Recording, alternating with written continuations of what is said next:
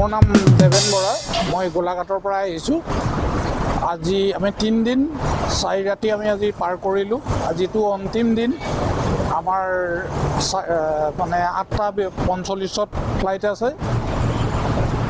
যথেষ্ট ভাল লাগিল। আপোনাৰ ছাপোৰ্ট, আপোনাৰ আদৰ্শ প্ৰতি মুহূৰ্ততে যেতিয়াই আপোনাক বিচাৰোঁ তেতিয়াই আপোনাৰ সহযোগিতাটো পাইছোঁ। বিদেশত আহি এজন আপোন মানুহ লগ পাই আমি নিজেই আনন্দিত।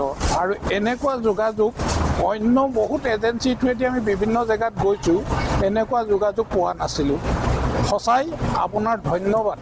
আপুনি আৰু আগুৱাই যাওক, আৰু আমাৰ অসমৰ পৰা মানুহ আনি আপোনাৰ এই বিভিন্ন লোকেশ্যন দেখুৱাই আমাৰ মানুহৰ যি সাহসতা নাই, সেই সাহসতাটোত যাতে আপুনি আগুৱাই লৈ যায়। খোৱা বোৱাৰ ক্ষেত্ৰততো আপোনাক ক'বলৈ মোৰ একো নাই।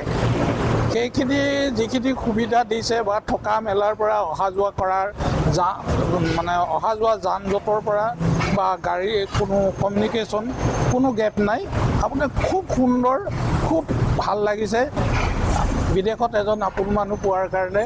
আৰু এই সহযোগিতা আনলৈকেও আগলৈকেও যেন আপোনাৰ হাতত থাকে। সেইটো গাইডজন আপুনি একচুৱেলি কি বুলি ক'ব লাগিব, নিজৰ ককাই ভাইকো ইমানখিনি গাইড নিদিয়ে নেকি? প্ৰত্যেকজনেই ক'ব যে আপোনাৰ গাইডে কেনেকুৱা সহযোগিতা দিয়ে। প্ৰতি মুহূৰ্ততে আমাৰ চাহটোৰ দৰে আমাৰ গাত লাগি থাকে। এনেকুৱা গাইড আমি আগতেও বহুত জেগাত বহুত গৈছোঁ, কিন্তু পোৱা নাই। এনেকুৱা ঠগ প্ৰবঞ্চনাৰ কথা মোক ক'বলৈ গ'লে নিজকে বেয়া লাগিব। পেকেজটো সুন্দৰ পেকেজ। আমাৰ অসমৰ পৰা মই সকলোকে ক'ম যে এনেকুৱা এজন ব্যক্তি মালয়েছিয়াত আছে, আপোনালোকে যাওক, আপোনাৰ ঘৰৰ ব্যক্তিৰ নিচিনা পাব। আপোনাৰ সহযোগিতা আমি কামনা কৰোঁ। বহুত ধন্যবাদ দাদা।